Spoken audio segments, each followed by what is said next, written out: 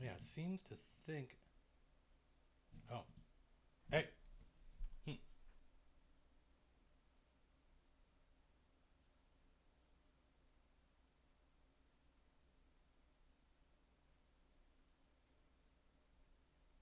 Wow, there was a huge delay. I wonder if that is by design.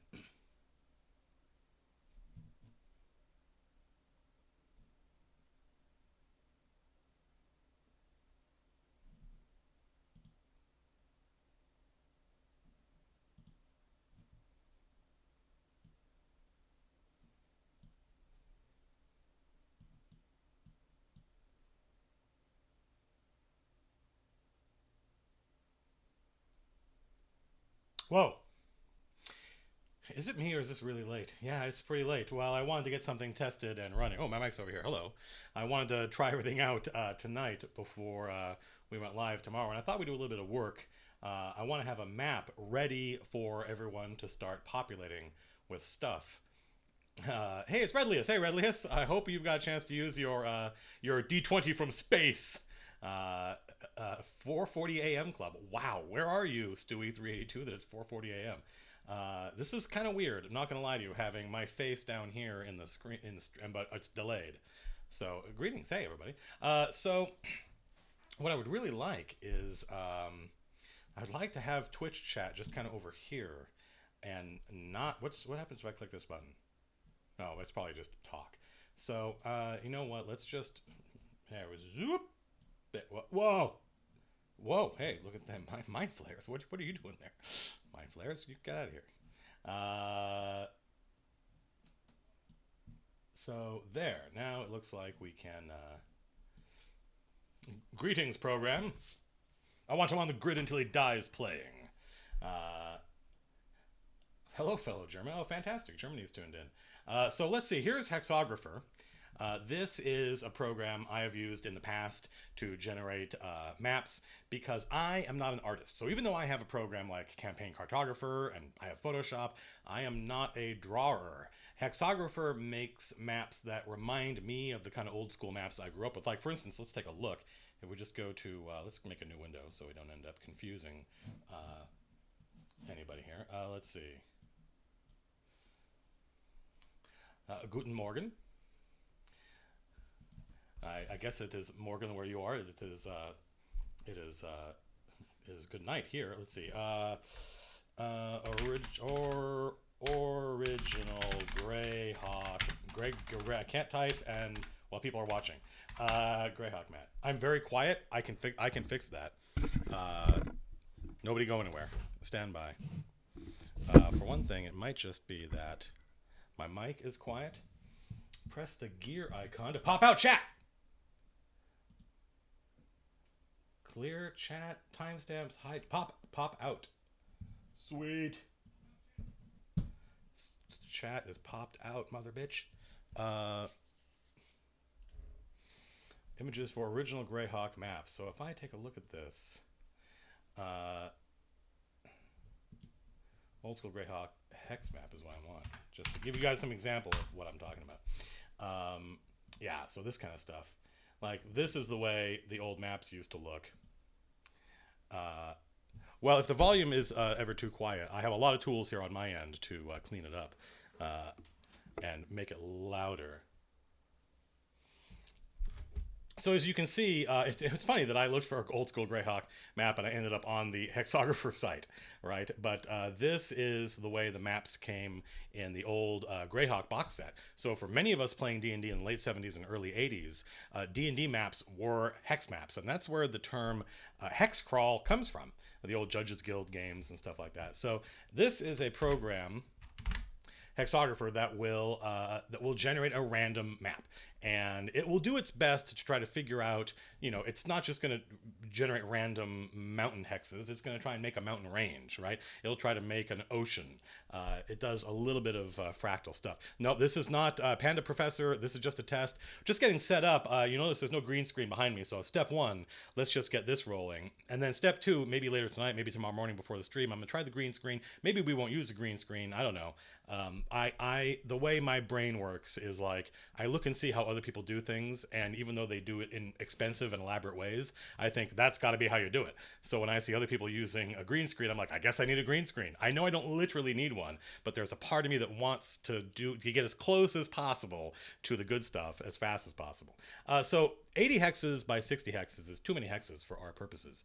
I know that's not immediately obvious, so I'm just going to switch it to 60 by 40. This stuff I don't worry about. Is there a way to put... I'm glad you like the green screen. How many people are watching? Is there a way for me to tell? No way for me to tell. But hopefully not that many. I know I don't... I kind of want this to be as reasonable a test run as possible. How does the video...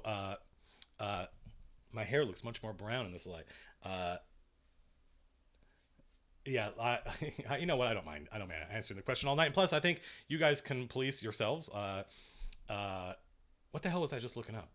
45 people watching right now. Let me just go to Twitch or Twitter and say, hey, so we're live on Twitch right now, testing this whole thing. Writer, not a typer. Hey, so we're live on Twitch right now, testing this whole thing. Nothing official.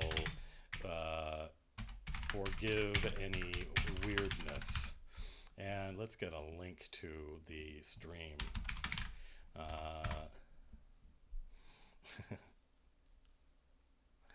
Q Monster Games, I'm happy that... I'm sorry, that page is in another castle. Why you gotta do that to me, Twitch? I'm happy that you've been able to get something out of these videos. I really do feel like the main benefit of this channel is just... when I talk to guys like Matt Mercer and he tells me what he's doing in his game, I just think, wow, that's cool. I'm gonna rip that off. And just seeing how another DM does it and seeing another DM's ideas often is all it takes, right? I think all of us would become better DMs if we could just all steal the best ideas from all the other DMs, because unlike writing a novel or writing a TV show or writing a movie, your D&D game is just for those 5 or 6 players, right? So the stuff you put in front of them, they've never played in my game. They've never played in Matt Mercer's game. They don't know what kind of stuff those guys have done. So when you rip it off and steal it and make it yours, you just improved your campaign. Let's see, opinions on Pathfinder. I would play it. Of course I would play it. I mean, I guess if you want to hear me say the thing, right? The thing is, I think it's basically homebrew 3.5, but that doesn't bother me. I don't think there's, that to me, that's not a criticism. That's just the guys at Paizo wanted to roll their own. They wanted to keep making D&D games, and Wizards of the Coast wanted to take Dungeon and Dragon away from them. So they kept going, and I think Lisa Stevens, the person in charge there, is super smart. I'm sure I would love playing Pathfinder. I played 3.5 for years, like more than once a week often. Hey man, I'm just here to say that things like this aren't that chaotic. Great, fantastic. Great, that makes me happy. So far, remove profile / from that URL and you're golden. Oh, yeah, I'm sorry. Thank you, Redlius. I knew I could count on you, Redlius. Owner of the D20. So yeah, 54 people watching. Good, that's a reasonable number. I had I don't know, I've had almost 1,000 people subscribe to me on Twitch. I haven't done anything yet, and that is terrifying. I'm not going to lie to you. I would rather fail in front of you folks who I know rather than a ridiculous number of people. There we go. I should probably tell Liam. I don't know why it says The Martian. So yeah, I just spent 20 minutes in fact, I'm going to tell him right now. I just spent 20 minutes on texting Liam as he was catching me up on everything that's been happening in Critical Role. I'm streaming live right now, FYI. Hey, I know this guy. Let's see. So that's enough for that. So here, let's get back to Hexographer. What I'd like to do is tomorrow, when we start at 11 o'clock, I'd like to have a map that we already made. Not a blank map, a map with features, but no narrative behind it. So normal terrain sounds good. Select solid terrain. We're not going to do solid terrain, so let's just see what we get. We may, by the way, oh, hey, Fernalo, I'm glad you liked Thursday's episode. I'm always kind of... I don't know. I'm learning that people don't mind just hearing me talk about my game. I got to be careful with my elbow here because it makes the camera shake and it makes it seem as though there's an earthquake happening here, which is possible. This is California. One never knows. I don't really, I always wanted, I would rather people tune into the channel because they value the quality of thought, right? The value of the ideas rather than my storytelling. As a consumer, I'm somewhat skeptical of just people who have no Critical Role spoilers. Let me tell you something, Auriac. I literally can't say anything I know about Critical Role because between Mercer telling me the stuff he's planning and Liam telling me the stuff that he knows that nobody knows, it's like, I don't know what of the stuff I know about what's going on in that campaign. I don't know what you guys know, and I don't know what no one knows. So I literally have to keep my mouth shut about everything. Let's see. I do think the game stories are super interesting. I'm glad. Hey, it's Trogoff, who is Matthew. I don't remember how you pronounce your last name. It sounds Russian, if I remember correctly. Yeah, DM stories I think are great just to have stuff to steal from. Wait for this Thursday's episode. The stuff that happened Thursday night was super crazy. It was only one combat.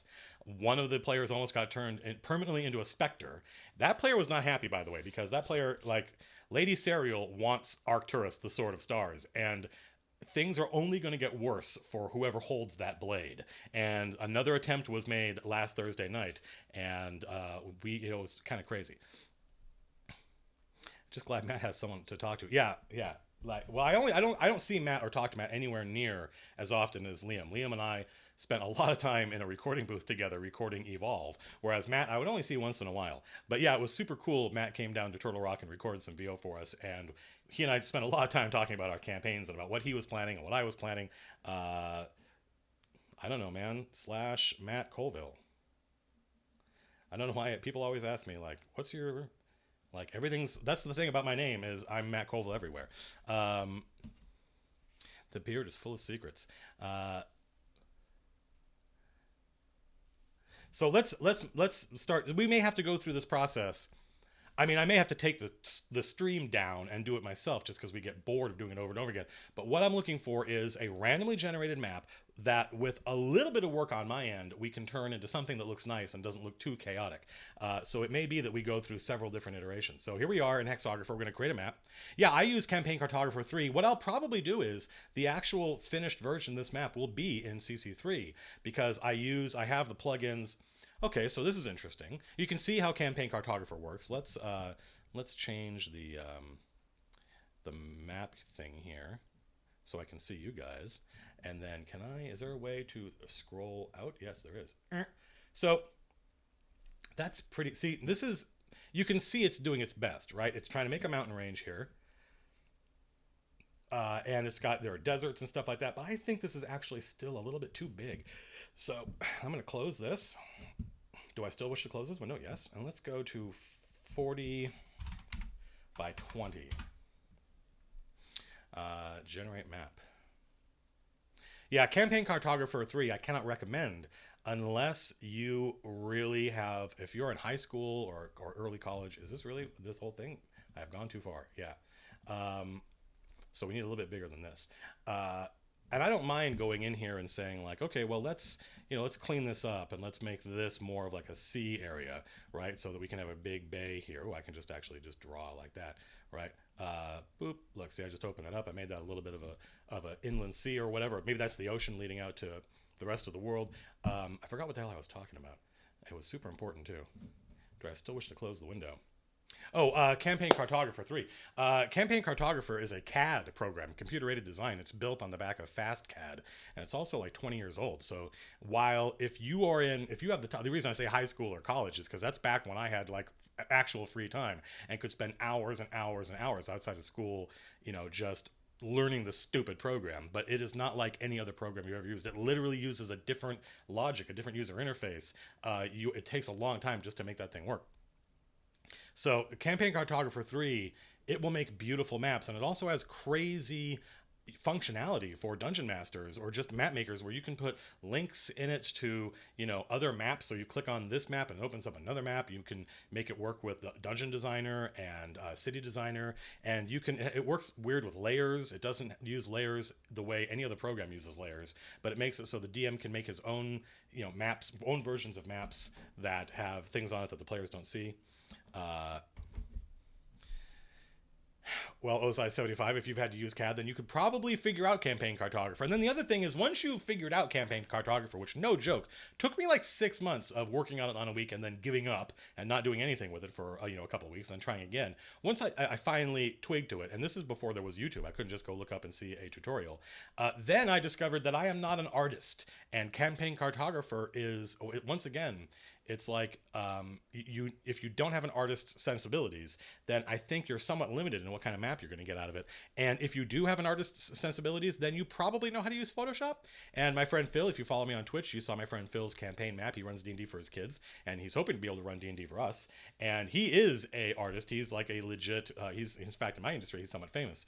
And that guy, his maps look amazing. And he just uses Photoshop. Let's see. Is I don't know. I think Liam, I think you've tuned in. If you're saying, hey handsome, you've tuned into the wrong channel. Is this PC only? You mean Hexographer? It's Java based, so I think it'll work on anything. So let's try another. Well, you know what, I meant to switch the map size. Thinking about a life of crime. Let's go back to let's go back to 60 by 40. I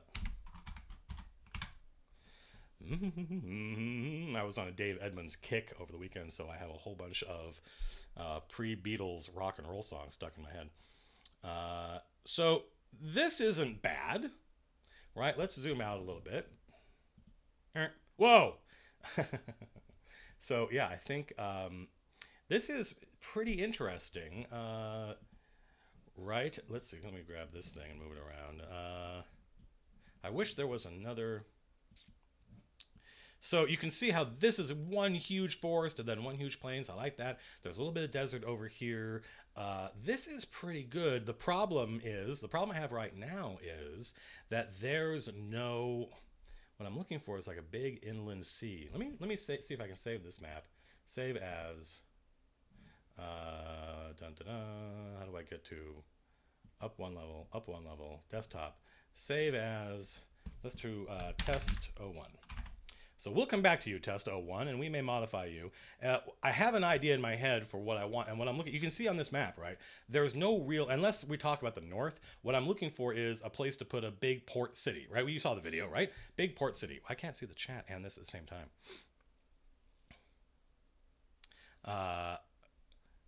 Coal villains. I like coal villains. I'll take that. Is that what we're called officially? I don't know. I don't. It's not up to me. You can't give yourself a nickname. That's no matter how much you would like to. Nicknames are things other people give you. That is definitely Java. Those are the default Java GUI graphics. Excuse me. Let's see. Can I scroll up and see? Matt, I'm very happy with everything you've done so far with the vids. They've helped me so much. Firelord Ozai, I am super happy. We need more DMs, and it's, as you know, pretty much I think the most fun you can have with your brain. So the more DMs we have, the better. The more DMs we have, the more likely it is that someday I will get to play. Wouldn't that be great? I'm a great player. You would love to see me in a game. I think you would love to see me playing in a game more than you would like to see me. Well, that's probably not true. I tell a lie. So this is not a bad map. Let's try. We saved it out. Let's try another one. Do I still wish to close the window? Of course. Let's generate another map.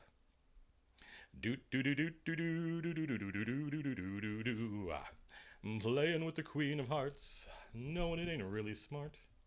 That's Joker ain't the only fool to do anything for you. No, this is no good. This is going to seem strange to you when I look at a map and I just instantly go, no, this is no good. Well, actually, no, let's try again. Do I still wish to close the window? Yeah, let's try again. Generate another map. How do I force my friends to be good players? Anytime you're thinking about forcing your players to do or think anything, The problem exists between the DM screen and the chair. The players are the players, and the way they want to play is up to them. And it may just be, wow, oh, this is interesting. I kind of, for some reason, I guess it's because of that European Mediterranean bias I have in my head, I kind of want the ocean to be in the lower right. So that's one of the things I'm looking for, which is a stupid criteria to have. Like, who cares where the ocean is? But you can see that if I went here and I just went no no no no no no no, what desert? Desert. Oh, he's destroying the mountains. What, savage. Right now, I'm creating a big open ocean here. We can have some islands in here. We'll put islands back in later. That's fine. In fact, maybe putting islands in will be part of the. There. Now we have this great sea lane, right? And you can imagine if there was, can you see my finger? Probably not. You can imagine if there was like a big city here that would control trade in through this area, and anyone in this area. This is a pretty good map. I like it. There's a mountain range, so we have a place for some dwarves to live. There's a forest over here. There's a dark forest, forested mountains. I like this mountain range. What do you guys think of this map? Let's see. What does Twitch chat think?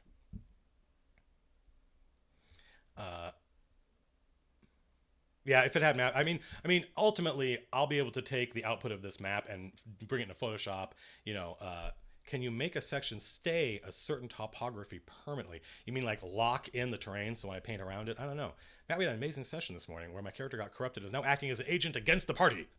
That's fantastic. Okay, Trograph needs a meteor crater. I will put a meteor crater in there for you. I will make a note. I'll see you tomorrow. Even if I don't see you tomorrow, Matthew, I will remember to put a meteor crater in there. Let's see.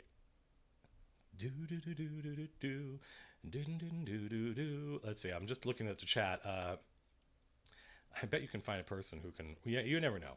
I really just want my friend Jim to run D&D. My friend Jim Murphy, one of the best dungeon masters. The two best dungeon masters I've ever played with were my friend Brad Thomas. And Brad, we were teenagers, and there's something about, I think the best age to start DMing is like 15, 16, 17, because you're basically fearless at that age, and you develop taste a lot faster than you develop skill. And when you're 15, 16, 17, you don't have any taste yet. You haven't learned. You haven't watched Critical Role. You haven't learned that, like, what it can be. So you just go for it. And Brad just went for it. And Brad was a good friend of mine who was not a writer. He was not an artist. He was going to be a chemical engineer, and he was dyslexic. So even like writing stuff down was not easy for him. So he just was winging it all the time. And that taught me a lot. It taught me a lot about, my entire DM career has been trying to get back to the kind of game that Brad ran in the 80s.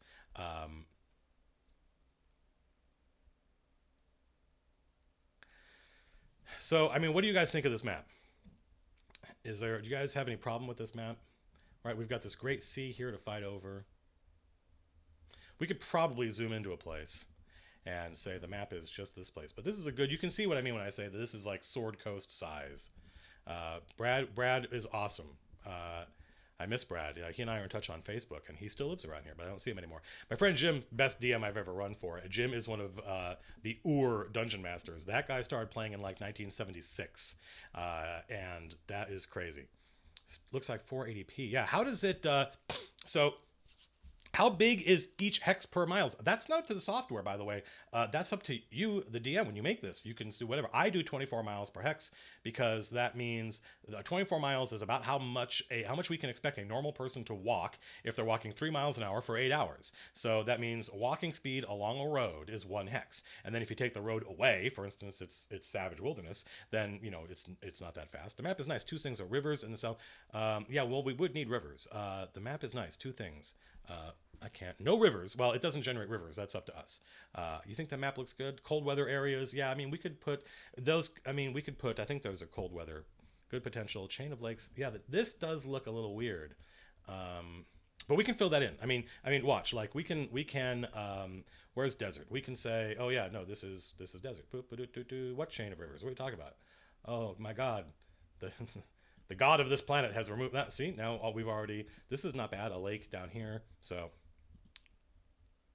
we'll do rivers in either... What we'll do is one of the things you can do is you can save this image out. You can save it as a HXM file, so you can always edit it later in Hexographer. Then you save it out as a JPEG, and then you bring the JPEG into Campaign Cartographer, and I can do all sorts of crazy stuff with it, or Photoshop. I've done both. Let's see. That's a cool big desert, right? And it's this crazy, like a barrier desert, right, between these guys and this guy. So you kind of have to go through. Like, there's all sorts of cool stuff we can do. Don't I have a drink? Standby. Ah, Mountain Dew. Ah, now I have some Go Juice inside me. The patchiness of the area in the northeast of the map makes no... Again, this is the uncurated version of the map. Tomorrow, when we do this live, and probably tonight after I turn the stream off, I'll go in and I'll touch this map up a little bit so that it makes a little bit more geologic sense. Although, I think if you imagine my videos and the way I think, I'm not a huge stickler for stuff like that. Bye, Liam. What color is mountains again? These the mountains are these things here. Here, let's see if we can zoom in a little bit. There, so you can see a close-up version, right? I don't know why. It seems like every time I do that, it resizes the window.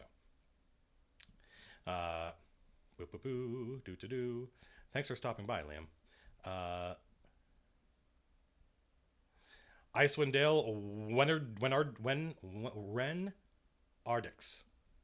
Yes, Icewind Dale is fantastic. Everybody loves the Forgotten Realms. What are the yellow hexes that aren't deserts? Let's find out. Sandy Desert.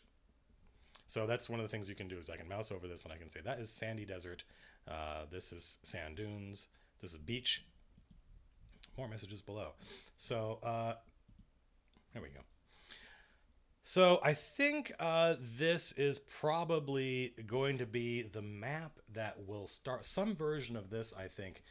Let's save this out. Let's save this out. I want to make a smaller map. This seems like a lot of work. Test 02.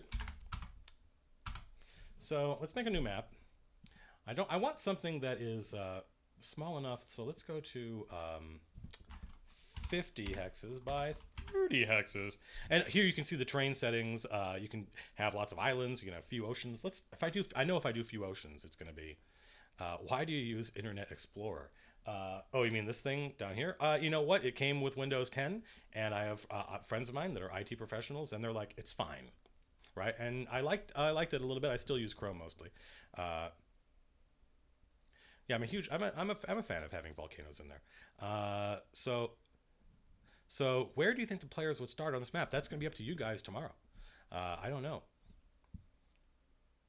Can we see more of your cat? Yeah, I think we can do that. Hang on one second. Meow. Meow. Meow. Meow. Meow. Meow. Black kitty. Black kitty. My blacky cat. My blacky cat. So this is Black Kitty. This is a cat that adopterated me. I think somewhere in my neighborhood, somebody's house got foreclosed a couple years ago, back when that was happening a lot. And I'm guessing they had to move and they couldn't take their kitty cat with them. And so one day, while I was in the process of taking this feral cat, this other cat that I wanted to take to the vet and get spayed and neutered, and ultimately, not spayed and neutered, that would be a very strange cat, but get fixed, and so it wouldn't have, more cats, which I eventually adopted that stupid cat. This cat just walked in the front door and was like, hey, I live here now, so I hope that's cool. And I was like, yeah, my voice output is a bit low. I know, I'd have it. Look at, oh, the kitty. Oh, hello, big eyeballs. So the thing with this cat is because it hangs out with me, and you can see it's sort of putting up with this. It's an adult cat. Most cats, there's a thing called neoteny, you can look it up, which is a state that cats live in, that we keep cats in their entire lives. And that makes them always kittens, permanently kittens. But one of the things that happens when you have an indoor-outdoor cat is that they kind of grow up. And so this kitty cat is not super down with like affection. Like for this cat, affection is just hanging out with me. It likes hanging out with me, right? But it doesn't want to. It doesn't like exhibit mutualism and stuff like that. My voice outbit. So is everybody? So one of the things that we're testing here, by the way, is the video quality and the audio quality. So if you guys can't hear me clearly, let me know now, because that's one of the reasons we're testing this. All this hexographer stuff, I can do that in my spare time. I can do that when the stream is off. I am in Orange County. Yeah, come here, you tiny. Come here, Mia. I love you. I love you. I feel like audio is 70% of optimal. Okay, I can do something about that. Video is good. Can hear you clearly, just a little on the quiet side. Well, I mean, I'm hesitant to... my quality is fine, but my... Okay, look. Let's see if we can't figure this out. Come here, OBS. Audio input. Is there a way to... Audio input capture. Properties. Everybody stand by. Nope, there's no... That's... Yeah, okay, well... I guess what I can do is all Twitch on quiet. Okay, hang on a second. There, I should be louder now. Let me know. Orange County is the best county. I know I have friends of mine who think that this is a cultural wasteland, but I love it. Better? Okay, yeah. I've got this XLR, USB to XLR. I've got actually quite an expensive microphone here. And, well, I mean, from my point of view, microphones are one of those things you can spend as much as you want on. But I've got a nice microphone here. It's a XLR out, and so I have a stick that converts USB to XLR. And the gain on that thing is super, super sensitive. Too loud now. Too loud now. So some people, it seems as though there is no happy medium, because some people are saying it's too loud and some people are saying it's much better. Whoa, hello audio. Here, you know what I can do? I can turn it down just as... Oh, that was too much. So yeah, unfortunately the audio gain is the audio gain. How long till the main stream? 11 a.m., which is in 14 hours.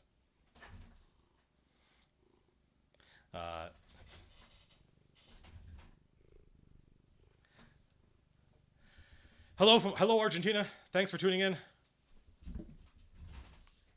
Let's see. Okay, so let's see if we can't make a smaller map here.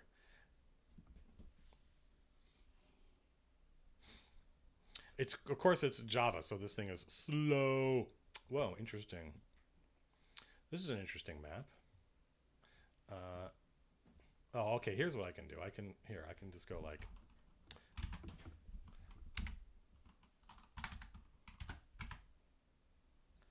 And then let's how can I wow. So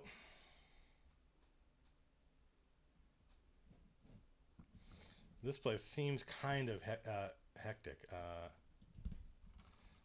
Let's see, hex width 45. Let's see if I can make this hex width. Oh, you know what? I think I need to go in the other direction.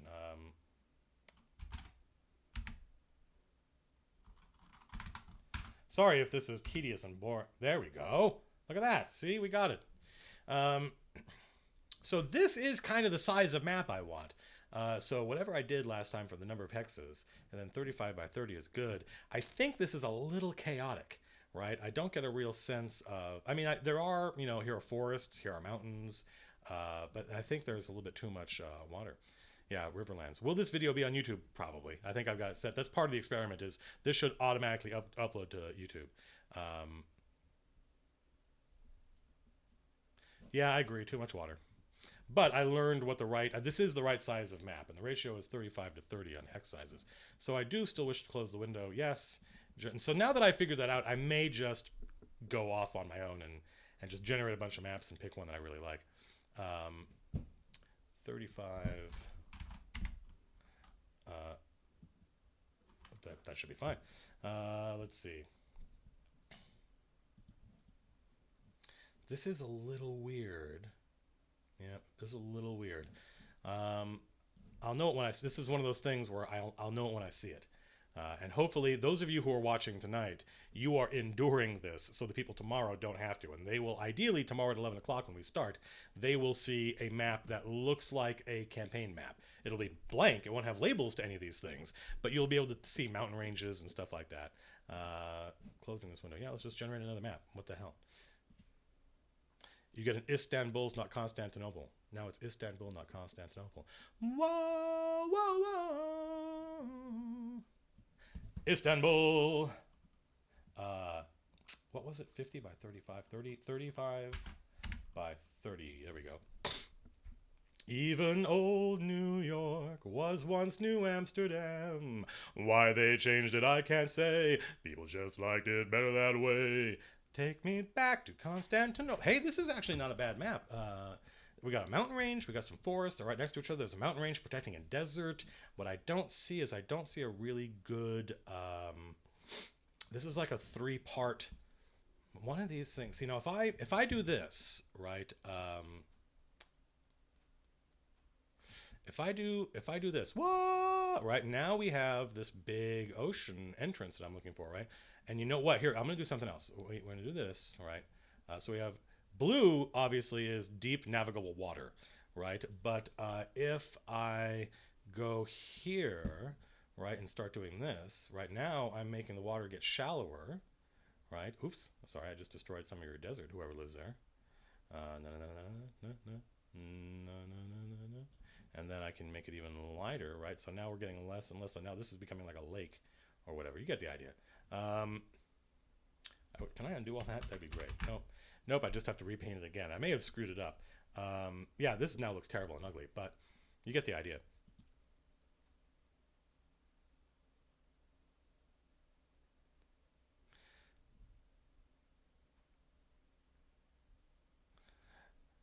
They must be giants. We're certainly dwarves. I think, yeah, of course everybody says they might be giants, but what I am singing is the Four Lads. You're a good singer, Asali Berioth. Thank you. And I haven't warmed up or anything. You'd probably be more impressed if you thought I just busted that out in a kind of untrained fashion, but I used to be a semi-professional. I've sung at the Hollywood Bowl. Not in the audience. Lots of people do that on the stage. So this ain't my first time at the rodeo. I apologize. I think it sounds more it's more impressive if you're just like, wow, that guy has a good voice. But as it turned out, I used to do it. How is my Portuguese? Unfortunately, I don't really have any Portuguese in my pocket. The fact, look, this is the best I can do, Brazil. The best I can do is I know that people in Brazil speak Portuguese, right? So that my ugly Americanness is at least in some way muted a little bit by the fact that I am aware that people in Brazil do not speak Spanish like many other people in South America. They speak Portuguese. Also, you guys are having an Olympics coming up, and there's I hope that you guys get your stuff worked out because I would like to see that go off well. You were base. Were you first base or second base? I think you mean. I'm a writer. I apologize. I'm not normally that kind of. I'm not. Don't Fernalo. I apologize. Now everyone's going to do that. I knew what you meant. I wouldn't pull it out if shucks, folks. I wouldn't bust it out if I didn't know how to use it. That is maybe my favorite quote in all of chat tonight.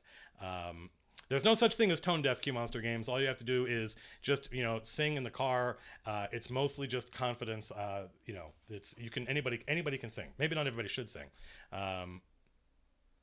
Let's see. So I thought I had not a bad map here, but then I think I kind of screwed it up, and I don't want to. I think I did mark this for mature audiences, right? So I fucked that up, and I don't want to unfuck it. I already spend too much of my time in my day job unfucking things. Let's see. There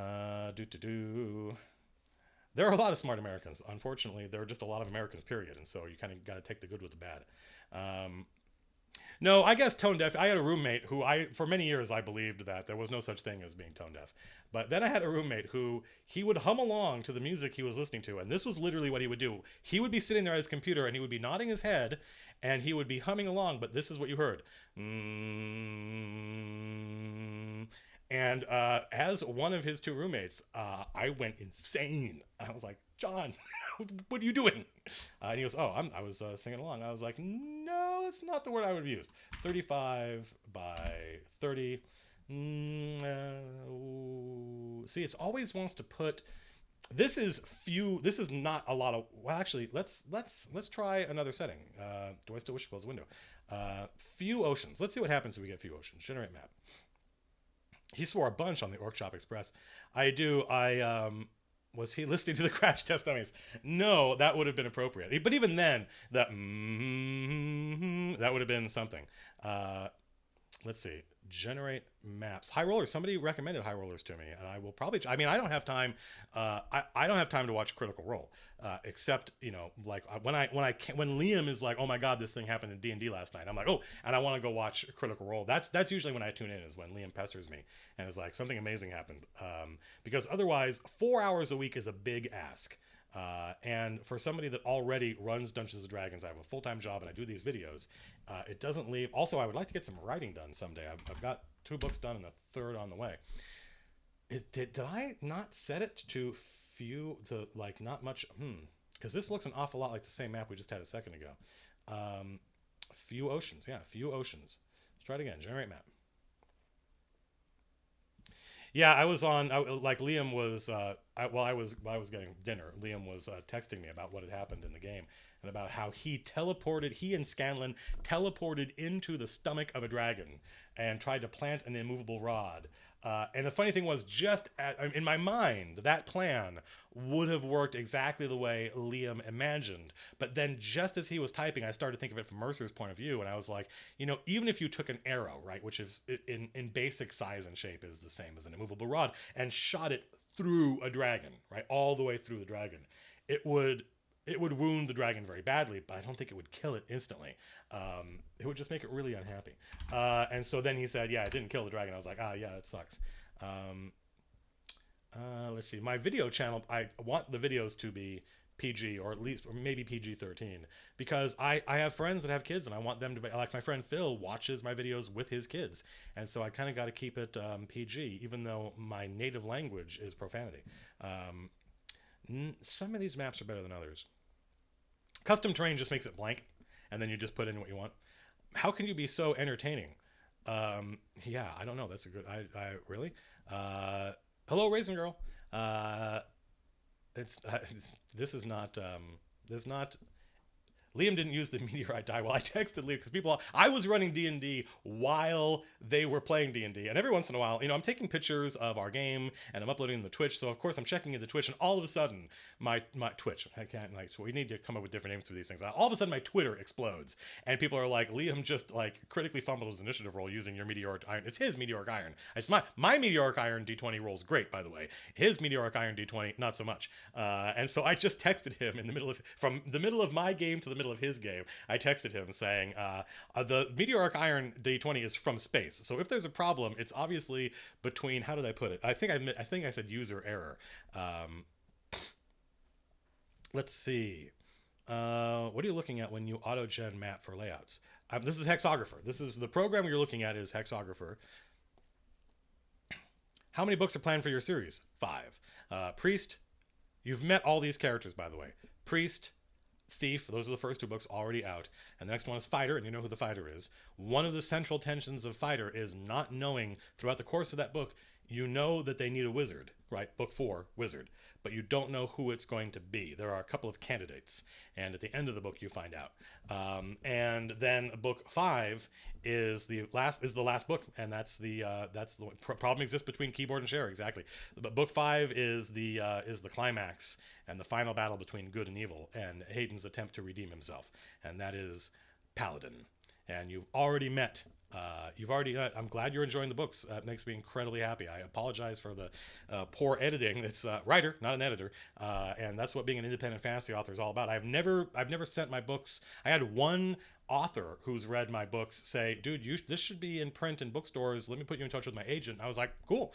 And the agent looked at it and said, you know what, I like this, but I don't love it. And I'm like, that's fine. I like being, I consider it a virtue to be direct to you guys. That's the whole premise of everything I do, is I want to create stuff and put it in front of you guys. I like content curators. I am skeptical of gatekeepers. I don't like gatekeepers. I don't like people that say, yes, you can record an album and you cannot, right? I would rather it be you folks that decide who gets to be YouTubers and who gets to be us, all of us. I think that's the democratization of technology. So I've never really tried to get my books in front of of any pros of like an editor or an agent. And as a result, I think my first novel, like the second book is better, but I think that first book, there's a better book in there. If a professional editor got a handle on that book and said, I know what you're trying to do, let's work together, I think there's a better book in there. Unfortunately, that I might be able to do it, but I don't have time. Do you get more income from the physical books than the Kindle version? No, it's the other way around. Because the way they do it, it's a technology called lightning press.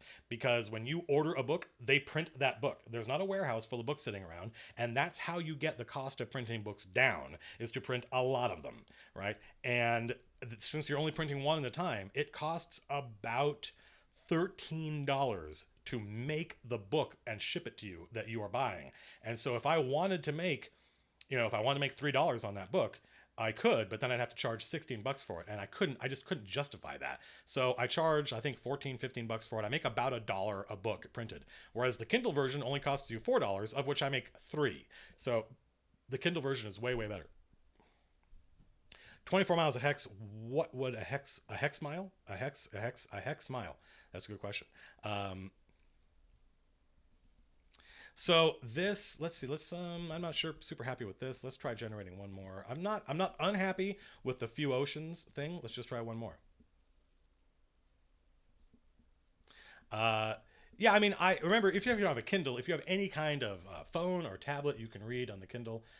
I do have a Kindle Paperwhite, and it is my preferred method of reading because I read less and less on my iPad in bed and I didn't realize this at first. It took me a while. Looking at the iPad, I would only read for like 10 minutes a night, and then I would go to bed with a headache. And once I switched to my Paperwhite, as soon as I did that, I felt all the tension in my head all drain away, and this pain behind my eyeballs that I hadn't even realized was there just went away. And I realized, wow, I was getting a lot of eye strain from staring into the glowing screen. They're literally shining lights into your eyeballs, whereas a Kindle Paperwhite, it works differently. There are lights along the edge of the Paperwhite that bounce light off the gray screen, and so it's reflected light. It is a lot more like natural light. So the Kindle Paperwhite is pretty cool, although I can't deny the convenience of being able to read on my iPad or my phone. This isn't bad. See, now this is interesting. Let's take a look at this map, right? We have one big mountain range right here in the middle. That's interesting, isn't it? Suddenly I'm interested in this. And there's one pass here, which, by the way, keep in mind, this is the uncurated version of the map. We could fill this in and just make it one solid mountain range, but whoever controls this pass, I think, would have a lot of power in this world. And wouldn't it be the dwarves? Who lives in the mountains, right? So this whole map is bisected by this great mountain range. And here on one side, we have plains, we have desert, we have trees, but on this side, we have all these great forests. So all of a sudden, we can start imagining that there are dwarves, and then there are elves, and maybe there are humans down here, right? And if we want a big ocean, which I would like, all I have to do, and you can kind of guess what I'm going to do if you've been watching this thing, right? And let's kill some of this. Right, so now we have an ocean down here, and the implication is obviously that if you sailed off in that direction, if you sailed off in that direction, that you would get, you'd see the rest of the world, right? So we can kind of fix this and make it like where these are not ocean hexes. These are lakes and inland seas, right? Boop, boop, boop. Because these you don't have access to boop, boop, boop, boop. So this is a pretty good map. I think we can work with this. Let's save this one out. And maybe this will be the map for tomorrow. You'll have to come tomorrow at 11 and check it out and see what I did with this map. And test 03. And then put parentheses, good. It's good. I like it. I think the success, I don't know, because I've never done this before. You'll have to tell me. I think success or failure on Twitch is predicated on being able to babble coherently, right? And just keep the mouth running and saying interesting things. Let me check the chat. Humans own the mountains when the dwarves all disappeared. I like that kind of stuff. It's 11 o'clock Pacific Standard Time. It is 9:30 at night here on the West Coast, the best coast of the United States of America. And it's 9:30 now Pacific Standard Time, 11 a.m. tomorrow morning. So in 13 and a half hours, we're going to try this again. Yeah, I mean, there's lots of places for volcanoes in here. I think that the volcano that we're going to put in here tomorrow, it's going to be the fires of that volcano are magical, and it's going to be a place where if you control that volcano, then you control the fire forge, and you can make you can make magic items with that place. So yeah, I mean, this was fun. I enjoyed doing this because I don't think there's too many people in Twitch chat. I was able to dip into it. What I would like probably is like if there were a moderator. I have a couple of friends of mine that oh shit, I forgot to tell my friend David. David, I'm sorry. God, David, I saw you today and I promised you I would. I am streaming. I am not typing spaces. Screw it. Hang on. I am streaming now, by the way, period. In fact, I think I'm about to stop, exclamation point. I got so caught up in this, I forgot to let you know, period. My friend David Padron, if you are familiar with a game called League of Legends, my friend David Padron is, I don't know what his official title is, but I believe he's the producer. I think he's the brainchild behind, I don't know, behind a TV show called All Chat. So if you've ever watched All Chat, that's my buddy David. And he and I just saw The Nice Guys today. Oh, so good. If you have the chance to go see Shane Black's new movie, reward that guy. You were gonna have so much fun at that movie. I was crazy in love with that film maybe a minute and a half in. It was so good. And it's League I play. I'm gonna stay online for at least a little bit longer. RIP and pepperoni. So yeah, The Nice Guys was so good, and Shane Black. If you don't know who Shane Black is the guy that kind of invented the modern action movie. I believe he wrote Lethal Weapon. He wrote the first couple Lethal Weapon movies. He wrote not Die Hard. He did not write Die Hard. He wrote Predator. He was one of the writers on Predator. How close is Riot to TRS? About a 90-minute drive. So not super close. Santa Monica to Lake Forest. Kiss Kiss Bang Bang. Yeah, if you've seen Kiss Kiss Bang Bang, the Nice Guys is very much a spiritual sequel to that. It's set in the same kind of world, 1970s, with Russell Crowe and the guy from Drive, whose name I just spaced on. Twitch chat. Fill in my God, what is the name of the guy from Drive? Ryan Gosling. I got there before you guys. Ryan Gosling and Russell Crowe in the Robert Downey Jr. Val Kilmer roles. And it is a pulpy murder mystery, private detective story, The Nice Guys. It was so much fun. It reminded me of like how I felt watching Guardians of the Galaxy, right? That feeling of joie de vivre, that feeling of just these guys having so much fun. Every time you meet a character, every time they introduce, you got the feeling watching The Nice Guys that these folks felt like they may never get to make a movie again. So they put every cool thing they could think of in every scene, and it's just bursting with energy and fun. So The Nice Guys, please check it out. I saw it with David today. Shane Black wrote the screenplay and directed Iron Man 3, but what you may not know and what you should know, what everybody should know, is that Shane Black is the reason, really Kiss Kiss Bang Bang is the reason Iron Man worked. Because they had to go into production on Iron Man without the kind of script that they wanted. And so Robert Downey Jr. had just done Kiss Kiss Bang Bang and was in touch with and friends with Shane Black. And so whenever they had problems with the script, they would literally just go to Shane Black's house and hang out with him and talk about what they thought should happen. And then they would go and shoot it. Jon Favreau said it's the most expensive improvised movie in history. So when you love that first Iron Man movie, and I think we all did, a lot of what you're loving is Shane Black's writing and instincts. And so when they ousted Jon Favreau for number 3, they put him back in. And he's doing Predator. He's doing another Predator movie, which is fantastic. Why not a waterfall, Awful Monk? Yeah, there should be. You come in tomorrow and we'll put a waterfall and we'll name it and we'll talk about what's special there. That's what we're going to do. Are questions not related to the map allowed? No. We're talking about The Nice Guys. Of course it's allowed. We can talk about whatever we want here. I may have watched the series. What series? What are we talking about? I missed it.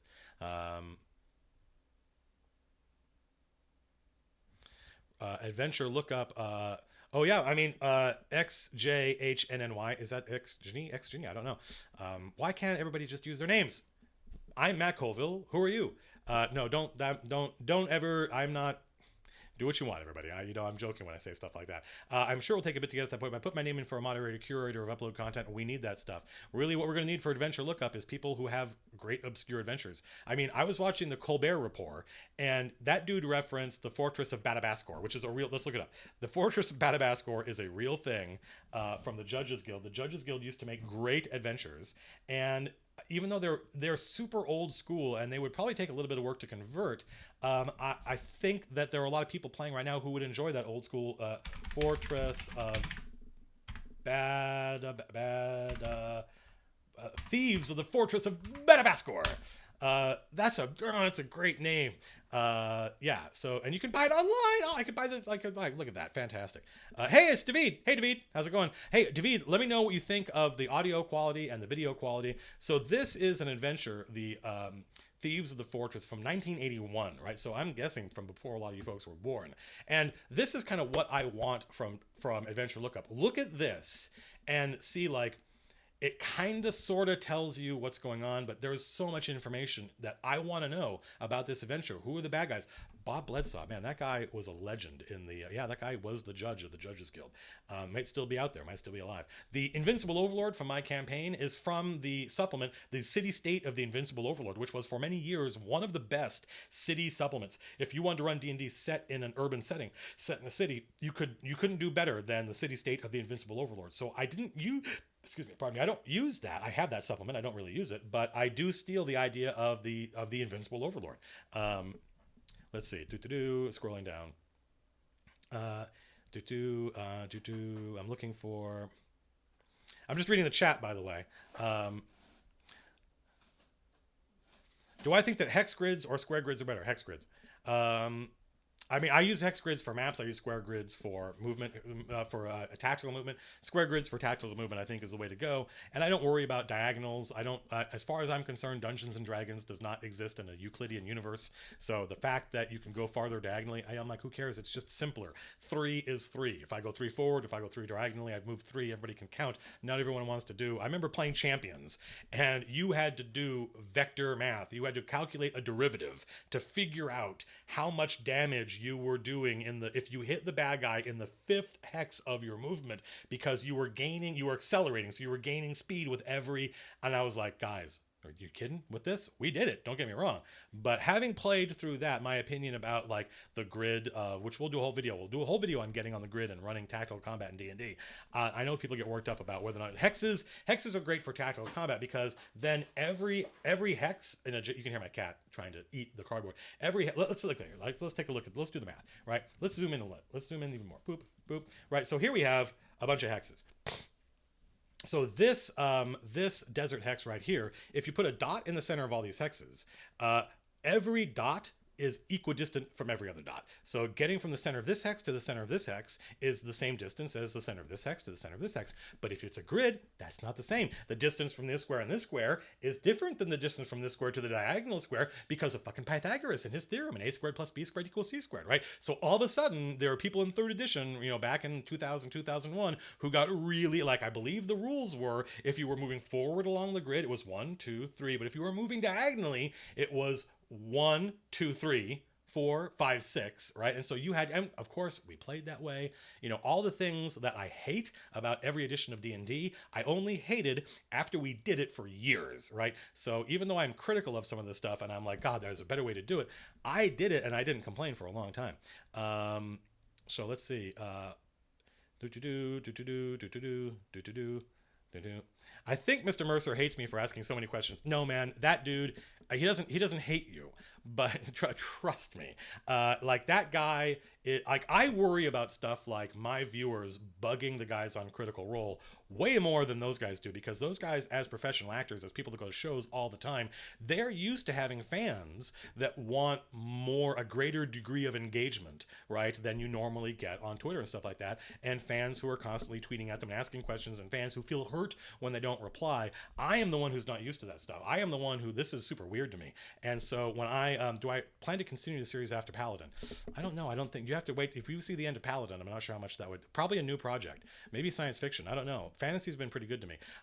So for me, when I see people on Twitch, calling out to Matt Mercer saying, hey, when are you gonna have Matt Colville on your stream? I'm like, guys, don't do that, man. Like, Matt and I are friends in real life, and if it happens, it should happen organically, and it should be a moment where Mercer has this problem and he's trying to come up with a solution. He's like, what about Matt Colville? let's get that Matt Cofield guy up here. And then when it's something that inspires him and he thinks is going to be cool, then it's going to be fun and we're all going to have a great time. If it's one of those things where he's got a list of people and it's like, well, Colville's on the list somewhere, I guess he's next, then I don't think any of us are going to enjoy it as much. So that's I'm still navigating the waters of having, I don't know how to call it, viewers. I don't want to call them fans. I don't like fans. I don't like followers. I have viewers. I have people who watch my stuff, and some of those people are more engaged than others. Math nerd, the RPG, no joke. Like, look, the RPGs nowadays are much less math nerdy than they used to be. I'm scrolling down. Wow, I'm way behind. It's Johnny. Oh, hey, Johnny. Let's see.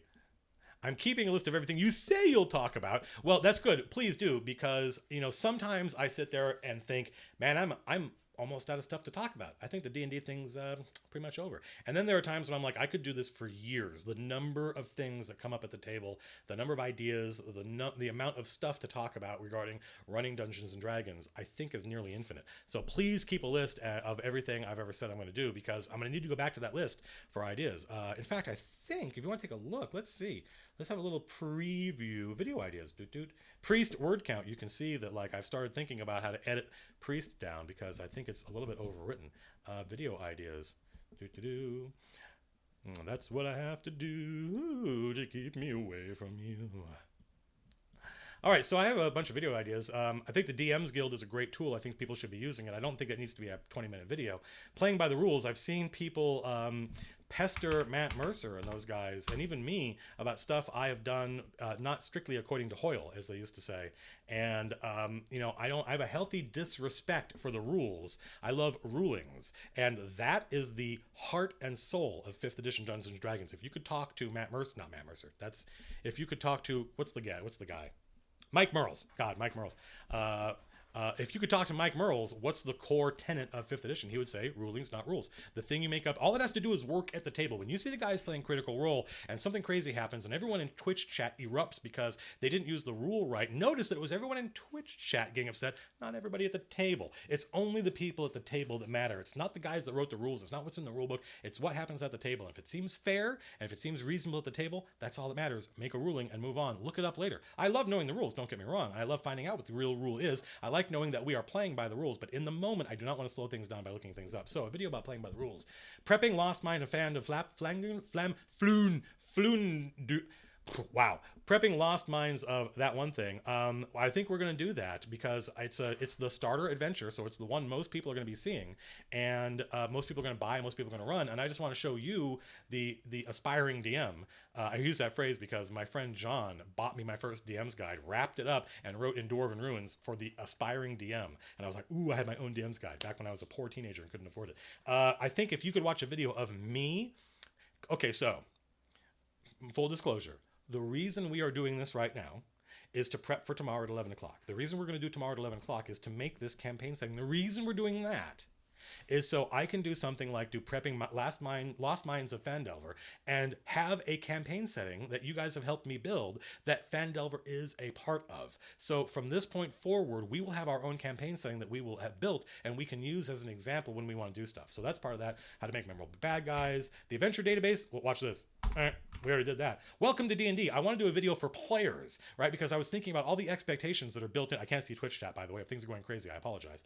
I trust my friend David would text me if there were a problem. I want to do a video for players and tell players what to expect, because I have discovered in the course of my videos that there is, I think, a misalignment between what DMs expect and what players expect. And a lot of players don't know what can be done in D&D. They still have a video game mentality. The central tension, every good game needs one. Make it in campaign map. That's this. Minis, I have a lot of them and I have a lot of opinions about them. Getting on the grid, running tactical combat. Terrain, 3D terrain, I mean buying terrain. Tracking time. Gary Gygax once said, a meaningful campaign is impossible without keeping strict time records. And people would quote that all the time when they would quote him saying that in response to him saying, man, just make up rules. It doesn't matter. Why are you asking me? And it seemed like that was a conflict. They didn't understand why he said this here and then he said that there. But he meant something specific about that, and I agree with him. Starting with a bang, ways to start your campaign in a memorable fashion. That's more of an advanced DM thing than a beginning DM thing. My own Appendix N, we've talked about that. How to do cinematics in your game.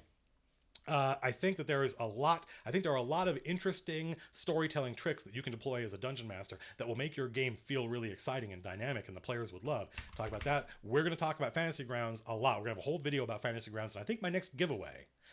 Are ready for this? This is a top secret information only you were getting. I think my next giveaway, I'm going to give away the ultimate license of Fantasy Grounds, which is $150, and all the core rulebooks for 5th edition, which is another $150, right? Because each of those books is $50. It may be a bundle you can get, and an adventure, and we'll probably tie it to a subscriber level, like 20,000 subscribers, or I don't know. It's crazy. So we're going to do a whole Fantasy Grounds thing. Kingdom/Microscope. You guys don't even know what that is, do you? Well, probably one or two of you do. But Kingdom/Microscope is this great, it's hard to explain, man. I bought it. It's a PDF. It's a game this guy designed that is it's a thing you do before you play D&D. It's a thing you do before you play any role-playing game. And it's a collective, it's a game, sort of. It's an endeavor. It's an exercise where a group of people get together with their dungeon master and they build the history of the world. Like if you've ever seen Dwarf Fortress, you know how the first thing that happens in Dwarf Fortress is just building history of the world, right? And it just does all that. That's what Kingdom and Microscope do. They give you a chance to narratively, dynamically build the history of this campaign setting or this town or wherever it is you're starting, whatever it is you want to do, the spaceship that's traveling through space. And then when you start running the actual game, you have this history that you built using this tool. It's not a tool, it's a PDF you can buy. I think it's super cool. I almost used it for my Tuesday night game, but I ran out of time. Building encounters, we kind of talked about it a little bit in the Q&A thing. Random encounters, we haven't talked about that, but what random encounters are for, mechanically, why they are good, why you should use them. So this is my video. Let's save. Do you want to change? Yeah, of course. So now let's see what Twitch chat has been talking about while I've been babbling for the last several minutes. Does every DM hate summoning classes and things that add more? I don't. Here's what I hate. When the players do stuff like summon stuff and they don't know how it works. Look up your own. It's your shit. You look your shit up. When I ask you how it works, you need to know. So that's the only thing that bugs me about that. Harmful Jerky. I am your biggest fan, viewer, follower. Well, congratulations. That makes me happy. I'm glad to know that we know who the best one is. How about disciples, devotees? God, there's a lot of questions in here. I am a meat bag. Negative. I am a meat popsicle. Thaco. Thaco is evil. Make it Mackle. We'll do it. Somebody has already done Nacho Shark Gaming. Somebody has already done. We'll do a future video, Doc. My people, we are the people together. Although you are my people, I think that we are all of a kind. Let's see. I actually really like the somewhat blunt and simple narration in Priest. Well, listen, Q Monster Games. A lot of people don't. A lot of people read it, they bounce off it because what they want, they come to fantasy because they want oodles of descriptive text. But it says right on the cover, a fantasy hard boiled, which means we say it and we move on. That wasn't very dramatic. Hang on. We say it and we move on. I think all good writers, and I mean this, I think all good writers are trying to get back to Raymond Chandler and the stuff that guy did. And so, the stuff I see in Malazan, the stuff I see in I'm talking about the game, A Song of Ice and Fire, I can't with that. I can't, right? That's when that blunt there. If you go and you read, The Big Sleep, it's a lot more sparse than what I'm writing. So it's just a stylistic thing, obviously. I've read a lot of fantasy, don't get me wrong. I love The Lord of the Rings, right? And that's a weird series. Rules are more like guidelines. Rulings, not rules, correct. Flapdoodle, I can see how far behind I am. I'm running the Minds of tomorrow. Good luck, RJ3. That's me. I think it's a really good adventure. Lost Mine of Fandelver, I think, is quite a good adventure. It's one of the best starting adventures that we've had. I just find the name silly. I actually have a lot of it. So there are people growing up now for whom Lost Mine of Fandelver is going to be a name like the Lost Caverns of Sojkanth. I actually love that name. So when I was making fun of that in my video, that was kind of me making fun of a certain kind of person. I should run a game in the future with my viewers. Yeah, that's going to happen, but the problem is it's a technological challenge because what I'm doing right now is I'm pushing out this video content to you folks. If I were running Fantasy Grounds at the same time, Fantasy Grounds is a server you run. You have to unblock ports to do that, which means the people connecting to Fantasy Grounds, I'm pushing everything out to them, and then I'm trying to also push it out to Twitch. We tried that in the past. It was a nightmare, but I believe there's a way to do it. It's just going to take some time to figure out. Holy carp. What just happened? So much squee. Won't tell me what just happened. I don't know. All of a sudden people are like, whoa. And I don't know why. Dude, awesome. Holy cow. That's legit. What are you guys talking about? I know Microscope. Big money. What are you guys talking about? What happened? There's a bunch of people right now on Twitch. A bunch of folks are like, Matt, just fucking scroll down to see what the hell people are talking about. But I must have opened something or did something, and people went insane and started talking about money. I don't know why. Oh, you're talking about Microscope. Yeah, you like Microscope. Of course you do. You're not dumb. You have taste. Here, let's get down to the bottom here. There we go. The giveaway. Oh, yeah, the giveaway. Yeah. Because I want to. I'm selling books, and selling books means I can do stuff like give away the D20. That was a 200. Fred Leas, if you're still watching, that was a $200 die, right? But I love doing stuff like that, and I love Fantasy Grounds. I do this stuff because I want more people to play D&D, and so we're gonna do a whole video on Fantasy Grounds. Let's see. All those woes were about the future giveaway. Yeah, no, don't get me wrong, Ozai 75. My opinion about Tolkien is complex, and it has a lot to do with my understanding of World War I. It is impossible for me. Look, I get it. When you read, I am surprised. This is the thing. I love The Lord of the Rings. I love Middle Earth. I have a deep and abiding love for it. I read that book probably every year. It's like Dune. Dune is one of my favorite all-time novels. However, it is a weird book, and I'm never surprised when someone bounces off it. When somebody says, you know what, like J.K. Rowling said, you know what, I opened up The Lord of the Rings, I read it for a little while, couldn't do it. I'm like, I get that. Other people are like, oh, how dare you? And I'm like, no, it's a weird fucking book. It's super strange. If what you're used to is the stuff you buy at the grocery store and the supermarket you want to read at the beach or on the plane, The Lord of the Rings is not a novel. Right? The Lord of the Rings is literally not a novel. Novel is a specific term. It doesn't just mean fiction. A novel is a story about normal people dealing with normal stuff. The Tale of Genji was a revolutionary story in the 11th century because it was a story written in Japan about a normal person, right? And that's what made it novel, right? The Lord of the Rings is an epic romance. Epic in the sense of the stakes. Romance not in the sense of falling in love, romance in the sense of a romantic view of the past, right? That dude was taking stuff from the Elder Edda and synthesizing it. And so when I read that, I'm like, this is a really weird book, but I love it. The thing about it is that when people read The Lord of the Rings and they're like, wow, man, there's so much walking around and there's so much talking about the trees, I'm like, oh, you know what? You missed it. And I understand. I get it. But go listen to Dan Carlin's epic, I think it's 26-hour podcast on World War I. Go spend a couple of hours. Go read The Guns of August. Go sink yourself into the meat grinder, the apocalyptic hell, the likes of which the human race has never seen before and will never see again. That was the Somme, that was Verdun. And you start to understand this is what Tolkien was seeing.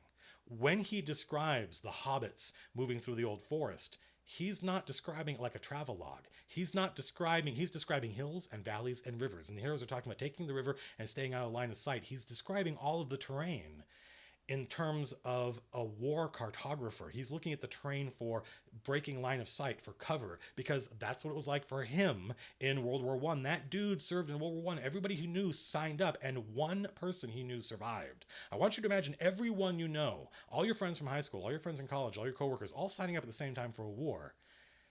And they all died. Every single one of them except one friend. And that's what The Lord of the Rings is about. The Lord of the Rings is an attempt on Tolkien's part.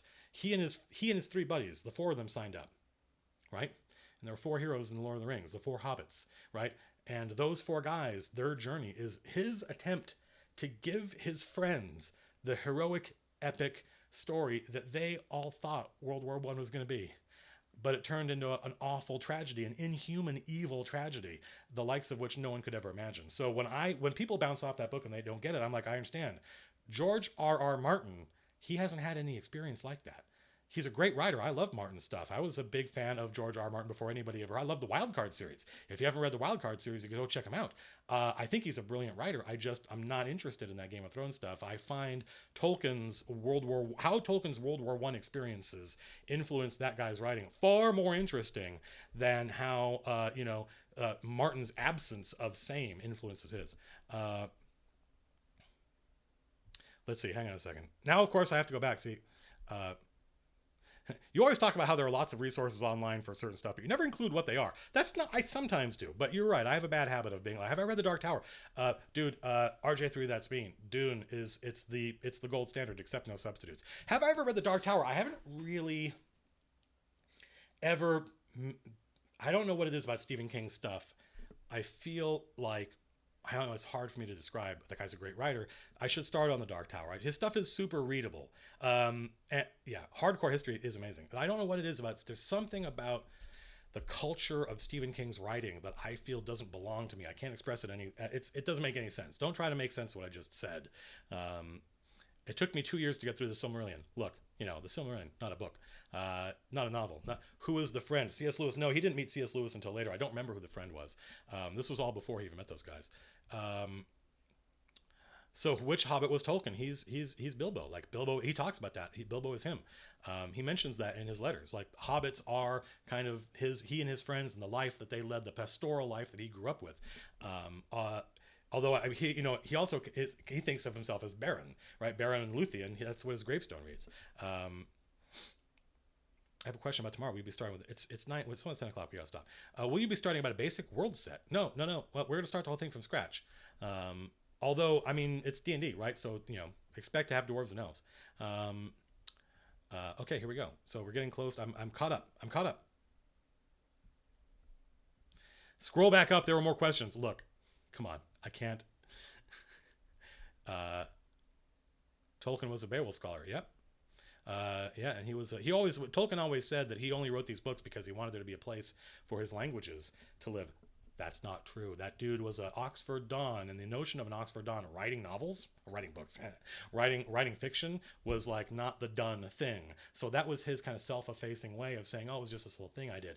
Tolkien believed fundamentally and philosophically that Britain was missing its creation myth, that it had been wiped out when the Normans came, right? His friend C.S. Lewis gave a great lecture, and he began by describing the scenario, and he goes, and then like 1066 happened, and everything was ruined, right? Tolkien yearned for an England, a pre-Norman England. He always wondered what would England be like if the Normans had never come. And he believed, he was convinced that there was a collection of myths and stories and fables that were alive and vibrant when the Normans came, and they wiped it out.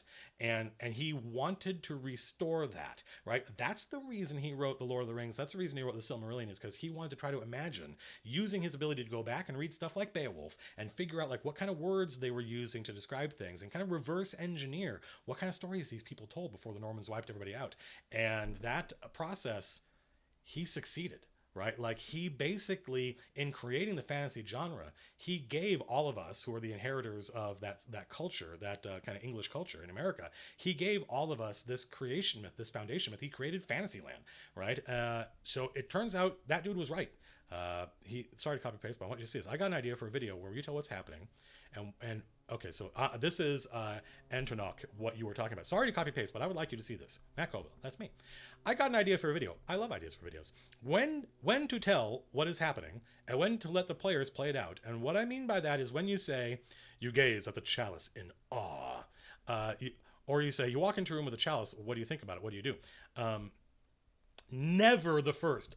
And the number one rule is anytime I say never, ignore that, because obviously there's always, but I like that old school descriptive text in adventures where it says read this to the players, right? I actually enjoy that. The problem is when the descriptive text, the read this to the player stuff, says this place is obviously a blacksmithy that hasn't been used in a while and someone came in and looted the place.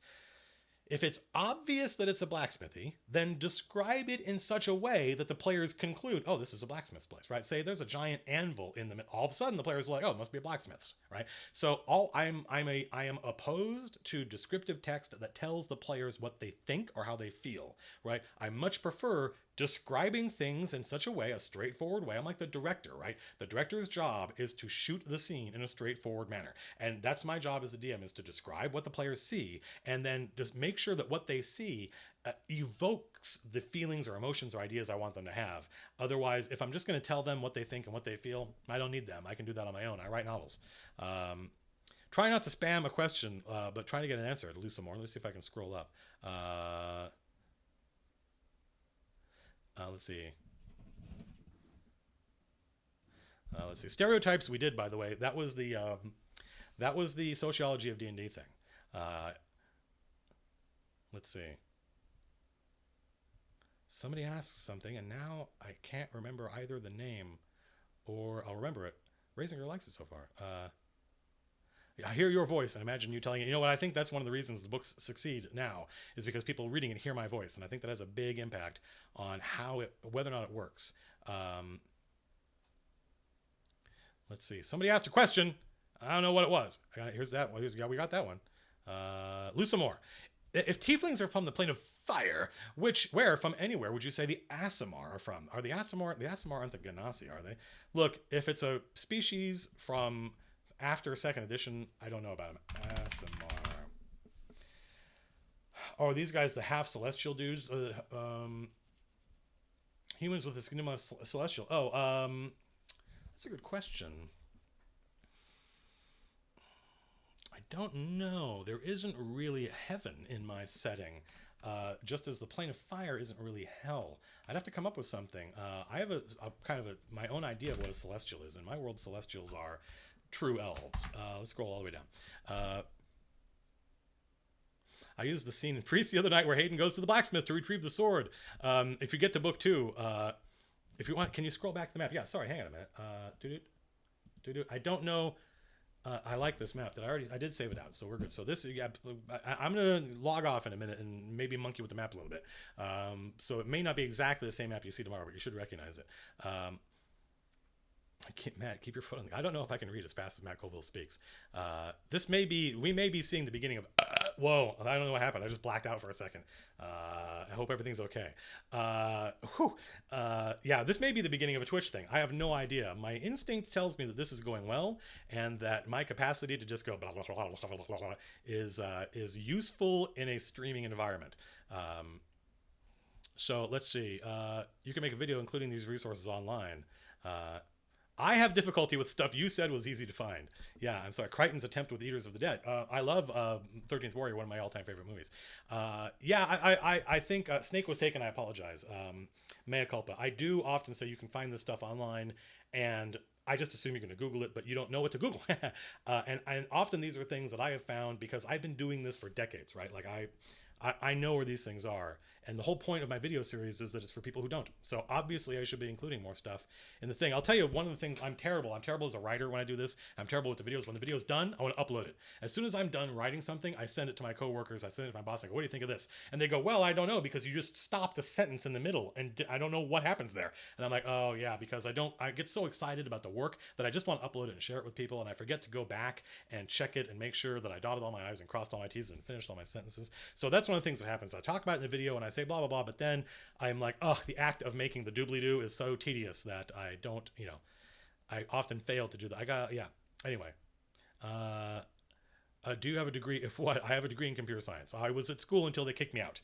I took, that's one of the things. I had my mom, I'm probably going to do, and this is going to sound weird, but the whole reason this whole thing started was because my mom passed away, and we weren't going to have a funeral or anything like that, but I wanted to eulogize her, and I wanted to make a video. And at the time, I had no followers, I had no viewers, and I didn't know who was going to watch, and I didn't really care. I just wanted to take all my thoughts about my mom and put them down in a format that people could see, and she could be remembered. And so I bought a camera.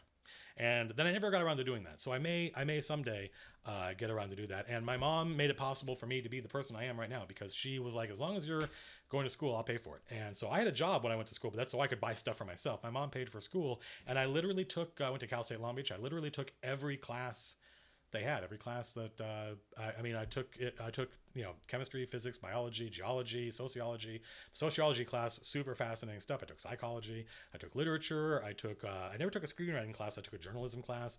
I was a singer. I did all that stuff. Oh my God, that burp.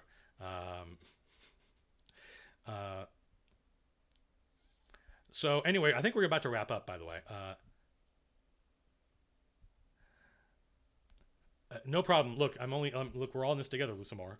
He said he really appreciated going back to read my question. You know what? Let me tell you something, Ozai75. You ready for this? I'm about to blow your mind. Or you may already know this if you know the 13th Warrior.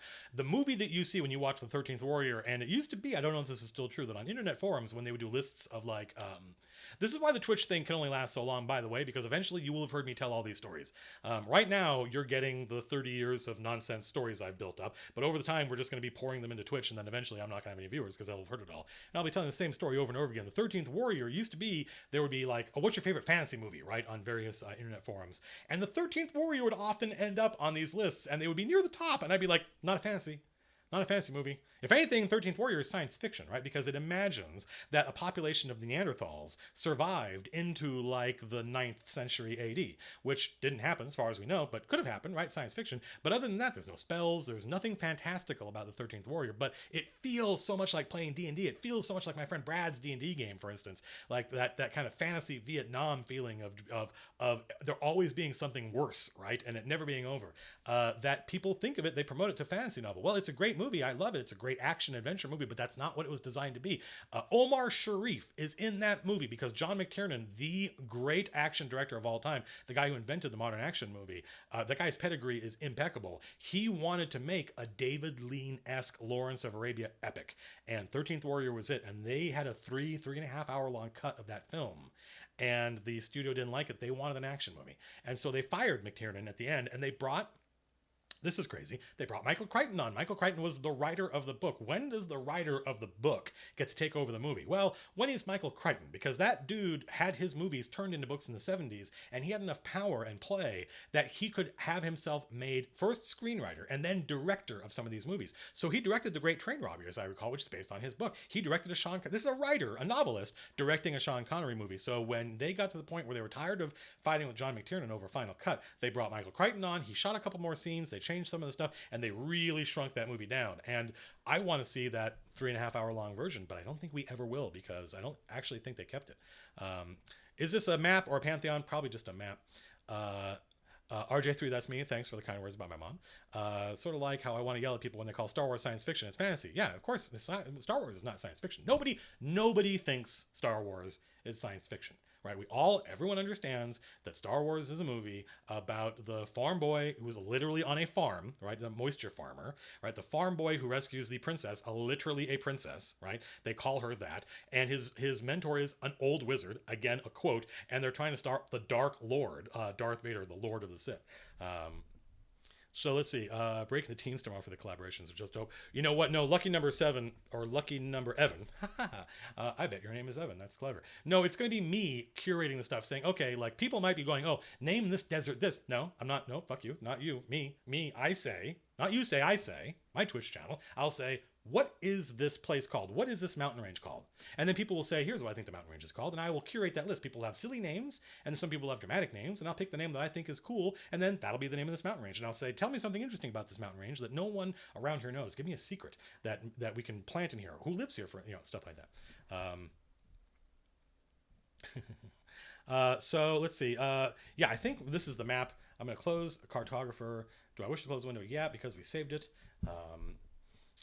Let's make sure. Let's test our hypothesis here. Test 03. I'm looking for test 03 good. Test 03 good. Yeah, there it is.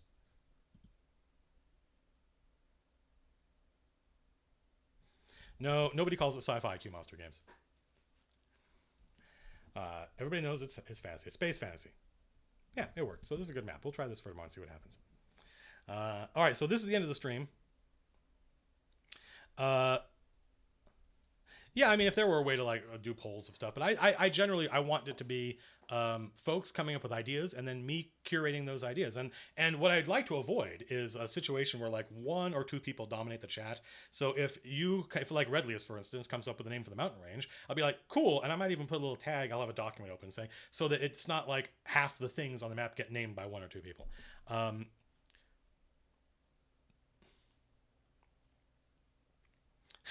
You know what? It's let's all maintain our faith in humanity, because I do think that this is an opportunity to do something special. So far, this chat has been great. People were like, "Oh my God, under no circumstance have unmoderated chat." Well, you know what? Nothing good lasts forever. It may be that what is this map generator? It says right there, hexographer. Have a great night. Thanks, everybody. I'm about to turn off. Matt, I'm slightly bummed that my D&D game is tomorrow, so I'll miss it. Don't worry, you'll get to see the video. I'll make a video of it. I did post a map of my campaign setting. It's in the doobly-doo. It's called Age of Chaos. And on that note, I think we're going to log off. I will see all y'all. Again, English doesn't have a third person, a collective noun, so it's you all. I'll see all y'all tomorrow at 11 a.m. Pacific Standard Time. Peace out. How do I stop this thing?